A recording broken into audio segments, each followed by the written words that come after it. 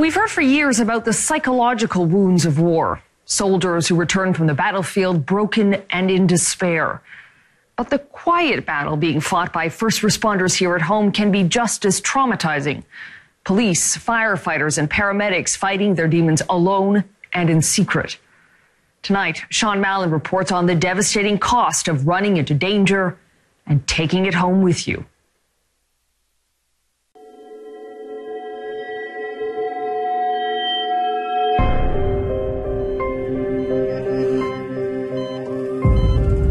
Everybody wants to know, so everybody asks, what's the worst thing you've seen?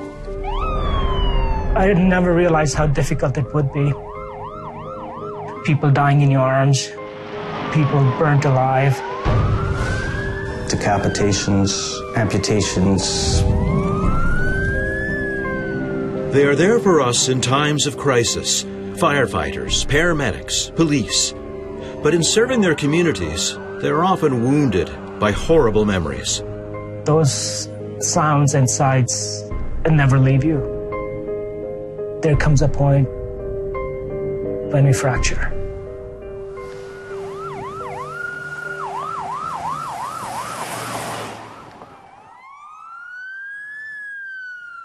Few people in Canada know more about how post-traumatic stress disorder affects first responders than Jeff Morley. He retired from the RCMP in June of 2013. Now, he's a psychologist. When we're attacked, assaulted, punched, kicked, shot at, otherwise traumatized, we're going to have predictable responses to that. So PTSD is when those responses get severe, when they get stuck, when they're prolonged, and they start to negatively impact people's lives.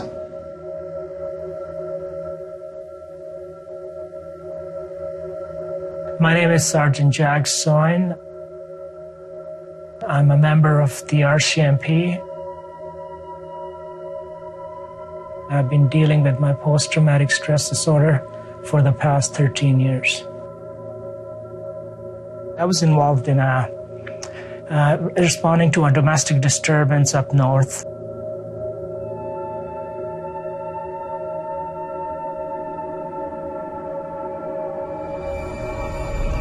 The suspect threw gasoline at myself and my partner. He set us on fire along with the house. I was trapped in that burning house. I still can't remember how I ever got to the door.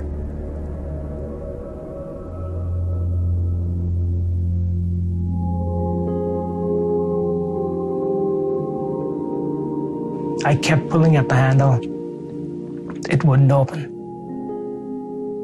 My partner, Denise, was behind me and kept saying, "Open the door, Jack, open the door." I said, "I'm trying, I can't. And we were both on fire and could hardly breathe because of the smoke inhalation. And the last thought that came through my mind, I thought, this is it. I'm never going to see my son again.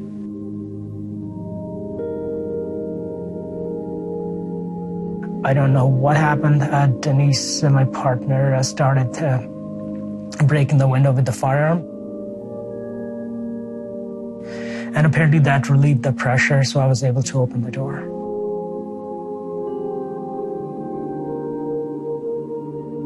My face was burning and I could hardly breathe.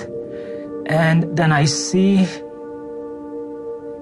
the suspect approaching me. And it was like watching a zombie. It was all black, charred. There's a trail of blood behind him, and his hands to the side, and he was still walking.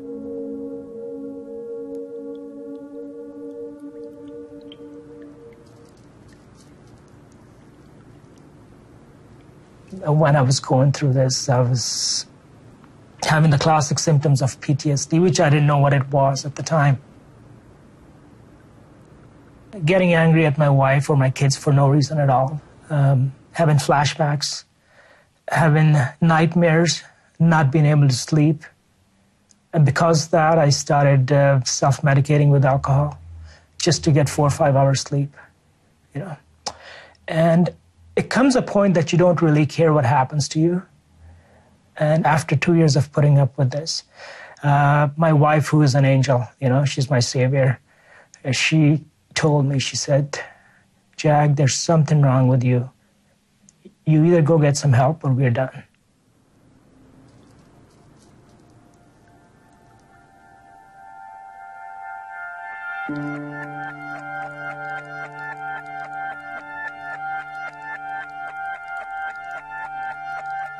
My name is Rob Eichelson, and I'm an advanced care paramedic, and I've been battling PTSD and depression for almost a decade.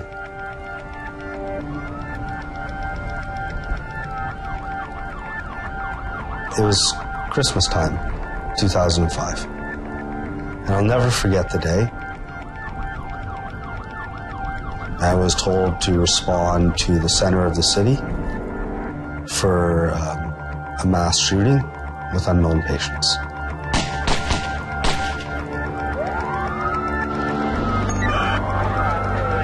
And I remember turning onto the street and seeing thousands of people, at least it looked like thousands of people, stop, and it was silent.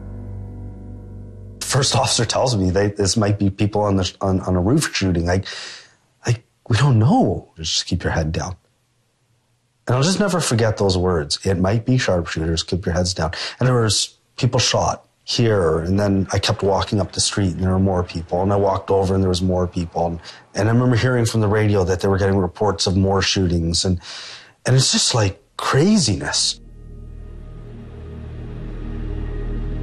It was Boxing Day at one of Toronto's busiest malls, the Eaton Centre. Murdered was an innocent bystander, 15-year-old Jane Creba, and 6 others were injured in the gunfire. That was one of the scariest days of my life. The next day, Rob was on the front page of the newspaper. He was doing his best to forget what had happened, but his colleagues wouldn't let him. They said, Bloodbath Rob, because that was the headline in the paper. And everybody wanted to know all day. Everybody's asking me, tell me about the call. What was it like? What did you see? And I had to relive it and tell them constantly.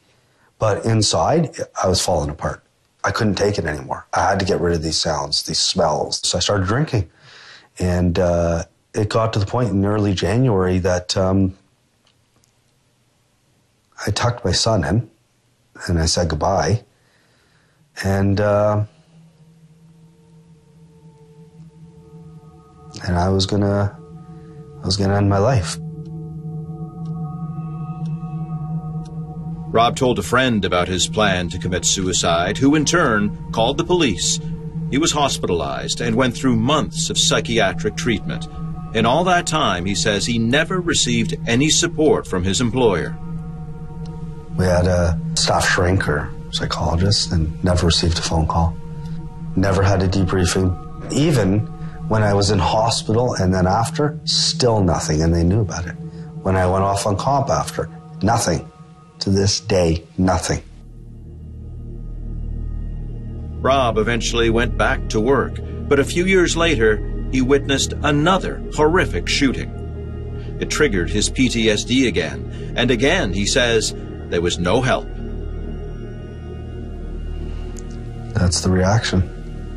Silence. I'm almost treated like I'm broken. It's a very lonely place. We're taught to be tough, Be tough, suck it up, don't say anything. And so we suffer in silence. And it's destroyed my family's life. And it's destroyed lives of, I don't even know how many of my colleagues.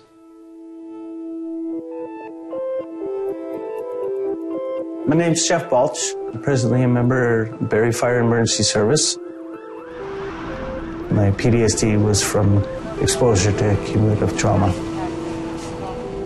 All I wanted to do was basically I was sitting in my garage and drinking. And I just wanted everybody just to leave me alone. For Jeff, the trauma started 26 years ago when he was in the military, a bomb disposal expert.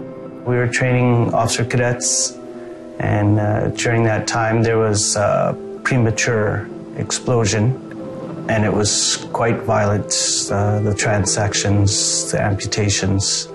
Jeff became a firefighter after leaving the armed forces. Although he loved his job, civilian life as a first responder piled on new, troubling experiences. The flashbacks, the nightmares from both military and experiences in fire trauma were very intense. And then one day, his wife found him in the garage, ready to kill himself. I was crying, and she came out, and she heard me. She didn't know what was going on, and I couldn't stop crying. And that's when I informed her that I had thoughts of suicide. Unlike many first responders, Jeff received strong support from his employer. He says his biggest problem was getting help from the people who handle workplace insurance for the province of Ontario. I filled in the paperwork, and I've heard nothing. I heard absolutely nothing for months and months. What they wanted me to do was to list on paper the list of traumas that bothered me the most. And I also had to provide witnesses and phone numbers to so they could phone them and verify that I wasn't making these stories up.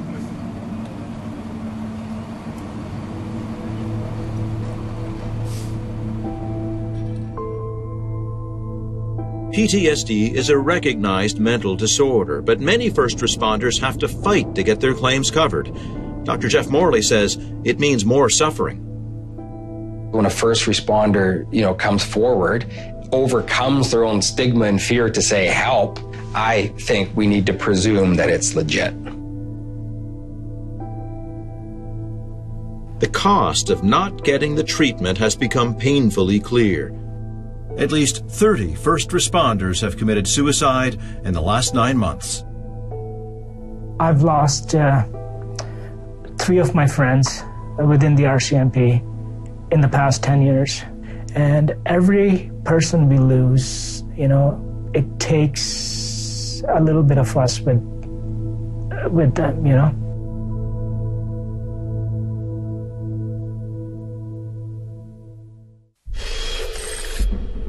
Next, failing those who serve and protect. What does that tell you about the way the RCMP deals with PTSD? Inept. Absolutely inept.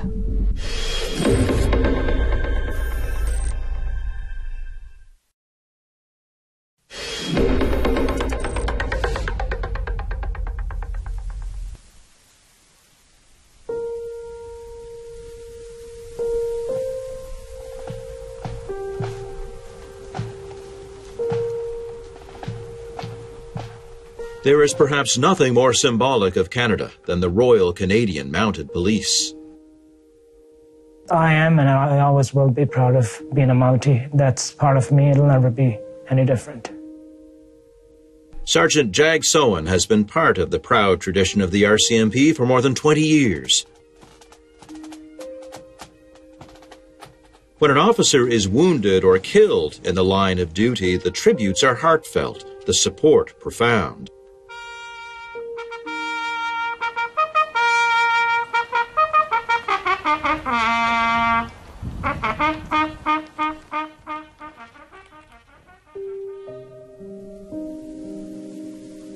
But if a member suffers from post-traumatic stress disorder, the reaction is very different. You feel so isolated, You're not part of the group at work. People seldom call you. My officer commanding, despite having told him that I had PTSD, he never understood it. It was very demoralizing. I used to say to myself, what don't they understand? Mental illness is definitely something that was and that, is still to this day an issue in the organization. Assistant Commissioner Gilles Moreau admits the RCMP needs to do much more to help members suffering with PTSD. He points to a new mental health strategy unveiled this year as proof that that's happening. The key thing is to talk about mental health, mental illness. That's the biggest piece of the strategy is to talk about it, and not just from the bottom up, but the top down.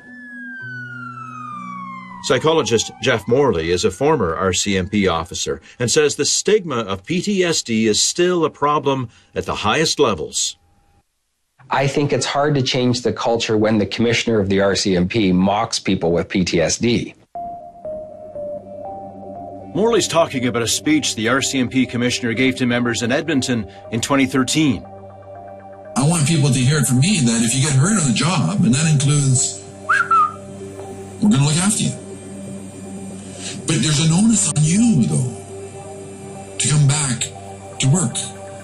Because that's the objective. The objective is not get a regimental number and then cha-ching, cha-ching, we're looking after you for the rest of your life into your grave. No, no.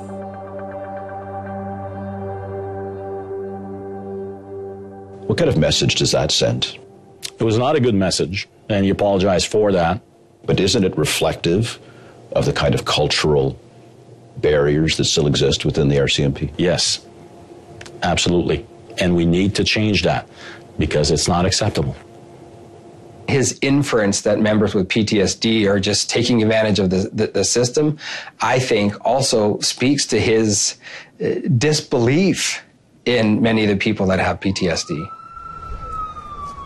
Morley says there are few hard numbers on how many first responders suffer from PTSD, but it's likely in the thousands, and it can be deadly. Are our programs working? Are they effective? They need to be designing and offering and testing programs for early intervention, for treatment, so that we can develop best practices, and I see none of that in their current strategy. Right now, what we need to address in this organization is a stigma that's attached to mental health. Shouldn't you be taking a serious look at whether what you're doing is working right from the beginning? We could, yes. Are we doing that right now? No. We are a policing organization, and we have to focus our resources towards that. Morley suspects the RCMP doesn't want to focus those resources on finding out the rates of PTSD because they're afraid of what they might find out. I don't think they want to know, and I don't think government wants to know. Because if they did a really thorough research project and they got to the bottom of this, they might be surprised at what the rates are, and that's going to demand action, which is going to have dollars attached to it. Moreau insists the help is there for those who need it. But the case of Corporal Ron Francis has raised troubling questions. The veteran New Brunswick Mountie was in tears in November of 2013 as he returned the iconic red serge he'd worn proudly for 20 years. I have not one flaw on my service record.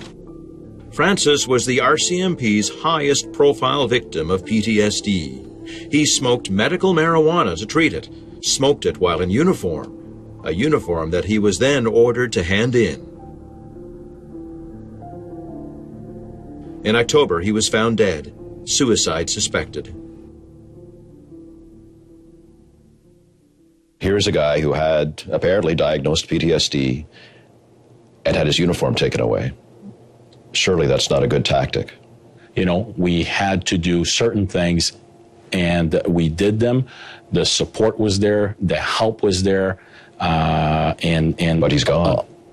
Yes, he is, and it's unfortunate. It's unfortunate that he is. That hasn't helped your cause very much, has it? It does not. However, I can tell you that we did everything that we could. What does that tell you about the way the RCMP deals with PTSD? Inept. Absolutely inept. Romeo Dallaire has become the face of PTSD in the Canadian military. It began when he was the commander of UN peacekeepers during Rwanda's genocide, a witness to one of the darkest moments of the 20th century. It nearly destroyed him. And all that culminated in my own inability to function anymore in any sort of reasonable way. And so I just exploded with it. After the suicide of Corporal Francis, Assistant Commissioner Roger Brown had this to say. The RCMP had been working with Ron to do everything we could to get him the support he had asked for, and needed. Did their actions disagree with those words? I mean, how the hell do you respond to that? People expect you to do everything you can. What they want to hear is why didn't it work? So they're covering their ass by trying to, say we did everything we could and we're very sorry. That ain't good enough. Recently, as a member of Canada's Senate, theyre has been instrumental in reforming how the Army deals with post-traumatic stress disorder. But he says the RCMP was resistant to change. The RCMP never really got on board, yet they have access to the same thing the soldiers do through Veterans Affairs. It is fundamental that the chain of command realize that its philosophy in this area is old, erroneous, ineffective, and even dangerous for its own people. That's his evaluation. Since 2006, we've had 17 serving members committing suicide, and some 15, I believe, retired members that we know of that committed suicide. Now, is it all linked to PTSD? We don't have those stats. We don't have that analysis done.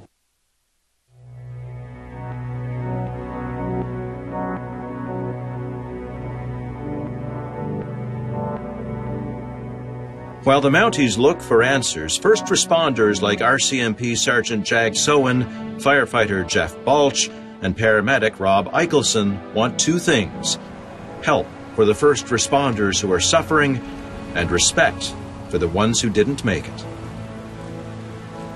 We should honor them the same as we honor the members who die or are killed. If you don't get the help, you're not going to survive. That's the bottom line. These are the people there to protect you, and they won't be there to protect you. We need help.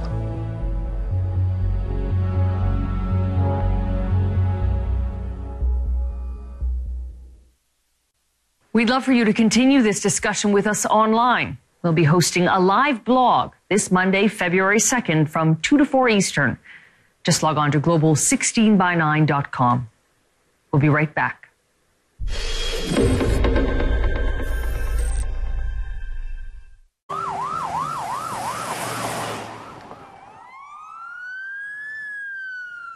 Few people in Canada know more about how post-traumatic stress disorder affects first responders than Jeff Morley. He retired from the RCMP in June of 2013. Now he's a psychologist. When we're attacked, assaulted, punched, kicked, shot at, otherwise traumatized, we're going to have predictable responses to that. So PTSD is when those responses get severe, when they get stuck, when they're prolonged, and they start to negatively impact people's lives.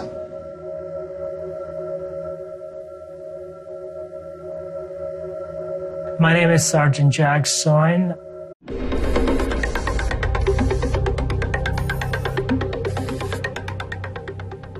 We've heard for years about the psychological wounds of war. Soldiers who return from the battlefield broken and in despair. But the quiet battle being fought by first responders here at home can be just as traumatizing. Police, firefighters, and paramedics fighting their demons alone and in secret. Tonight, Sean Mallon reports on the devastating cost of running into danger and taking it home with you.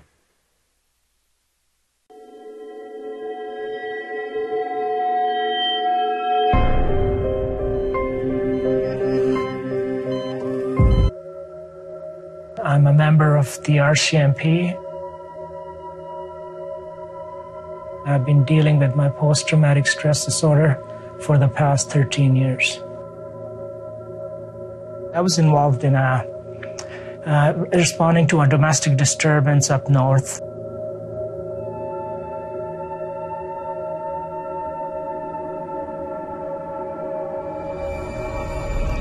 The suspect threw gasoline at myself and my partner. He set us on fire along with the house.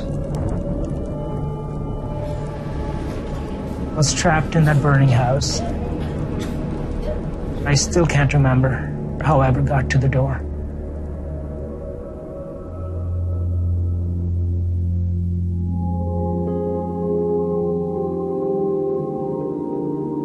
I kept pulling at the handle. It wouldn't open. My partner, Denise, was behind me and kept saying, "Open the door, Jack, open the door." I said, "I'm trying, I can't. And we were both on fire and could hardly breathe because of the smoke inhalation. And the last thought that came through my mind, I thought, this is it. I'm never going to see my son again. Everybody wants to know, so everybody asks, what's the worst thing you've seen? I had never realized how difficult it would be. People dying in your arms, people burnt alive. Decapitations, amputations. They are there for us in times of crisis. Firefighters, paramedics, police. But in serving their communities, they are often wounded by horrible memories. Those sounds and sights never leave you. There comes a point when we fracture.